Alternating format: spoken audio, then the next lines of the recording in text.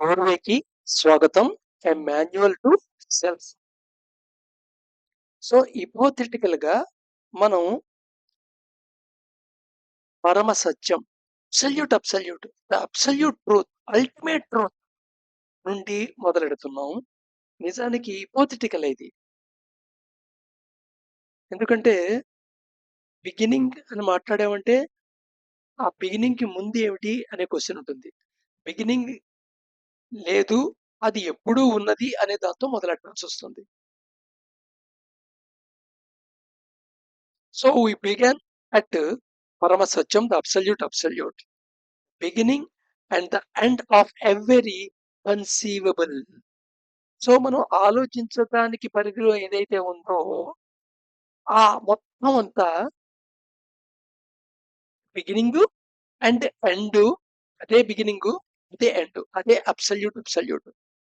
So absolute నుండి manifestation and process నడుస్తుంటుంది. Creation and existence, మళ్ళీ ఎగ్జిస్టెన్స్ నుండి క్రియేషను, ఇలా సైకిల్ నడుస్తూ ఉంటుంది అనమాట.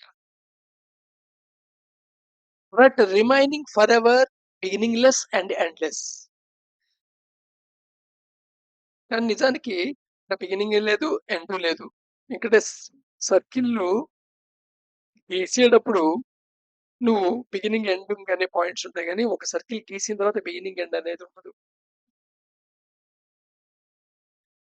సో హిపోథెటికల్ గా మనం ఒక చోట మొదలెట్టాలి కాబట్టి క్రమశిక్షణ దగ్గర మొదలెడుతున్నాం. ద అన్టోల్డ్ అంటే మనం ఏమి వివరించడానికి వీలు కాని విషయం అనమాట. Vibrational force. ఈ ఈ పరమ సత్యం ఉందే, అది వైబ్రేషనల్ ఫోర్స్, ముఖ్యంగా ఎన్క్యూ ఫోర్స్ ఫీల్డ్ అని చెప్పొచ్చు దాన్ని. దాని గురించి వివరించలేము, వివరించడానికి వీలు కాంతి. ఎందుకంటే దాని గురించి తెలిసిన వాళ్ళు ఎవరు లేరు కాబట్టి. బట్ మనం ఎస్యూమ్ ఏం చేస్తున్నాం, ఒక వైబ్రేషనల్ ఫోర్స్ కింద, యూనిక్యూ ఫోర్స్ ఫీల్డ్ కింద is allowed to receive or fall and become less over eternities in a part of it self.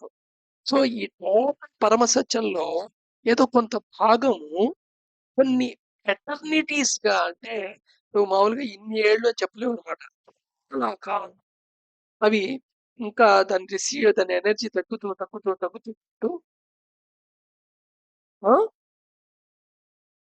Next స్థితి అయిన మధ్యమ సత్యం ఏర్పడుతుంది అని. Which is it self vast, that is immeasurable.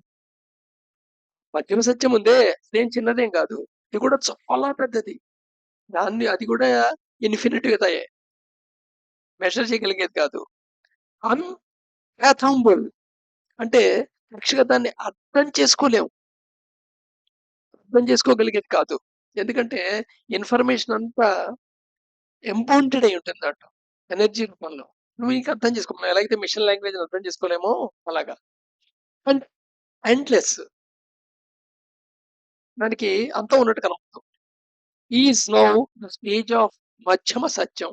దాన్ని మధ్యమ సత్యం అంటాం. సో ఎనర్జీ రిసీట్ అవుతూ ఈ అన్టోల్డ్ వైబ్రేషనల్ ఫోర్స్ ఏదైతే ఉందో, ఇన్ఫ్యూ ఫోర్స్ ఫీల్డ్, దాని నుండి మధ్యమ సత్యం అనే స్థితి పొందుతుంది. But creation of any sort is yet not possible. ఇంకా మేనిఫెస్టేషన్ ప్రాసెస్ స్టార్ట్ అవ్వలేదు, ఇంకా క్రియేషన్ మొదలవలేదు. So in a part of itself, ఈ మధ్యమ సత్యంలో కొంత భాగం ఆఫ్ మధ్యమ సత్యం, which too is a vastness that is immeasurable, unfathomable and endless.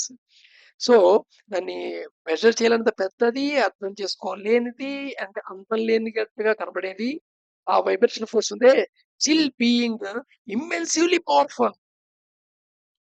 దాని పవర్ తక్కువేం కాదు, అంటే పరమ సత్యం అబ్సల్యూట్ తో పోల్చుకుంటే తక్కువ ఎనర్జీ ఏమో కానీ, కానీ మామూలుగా మనం ప్రస్తుతం దాని యొక్క ఎనర్జీ చెప్పాలంటే, దాని పవర్ గురించి చెప్పాలంటే, దాని యొక్క సామర్థ్యం గురించి immensely powerful. And further allowed to recede, ఇంకా రిసీడ్ అవుతుంది. And become less over eternities, చాలా ఎటర్నిటీస్, అంటే కాలం ఇంత అని చెప్పలేని ఇంత కాలంలో ఈజ్ నౌ స్టేట్ ఆఫ్ సత్యం. అలాగా సత్యం అనే స్థితి పొందుతుంది, the absolute. But creation of any sort is still not possible. ఇంకా క్రియేషన్ ఇంకా పాసిబిలిటీ అవ్వాల. సో అబ్సల్యూట్ మధ్యమ సత్యం, సత్యం, సమసత్యం, మధ్యమ సత్యం, సత్యం. ఈ 3 స్టేజ్‌లనేది ఎనర్జీ రిసీవింగ్ ప్రాసెస్. ఇక్కడ ఇంకా క్రియేషన్ స్టార్ట్ కాల. క్రియేషన్ ఇప్పుడే పాసిబిలిటీ స్టార్ట్ కాల. Each stage, whether the Parama Satyam or of Madhyama Satyam or Satyam, is a force field of utmost magnitude of vibrational force. అందుకని ఈ మూడింటిని ఫోర్స్ ఫీల్డ్స్ కింద చెప్పుకోవచ్చు. And utmost magnitude of vibrational force. చాలా ఎక్కువ magnitude ఉన్న పరిమాణం ఉన్న వైబ్రేషనల్ ఫోర్స్ అన్నమాట. And is not known to us and will never known to us. మనకు తెలీదు, ఇంకా తెలుసుకునే అవకాశం కూడా లేదని చెప్పచ్చు.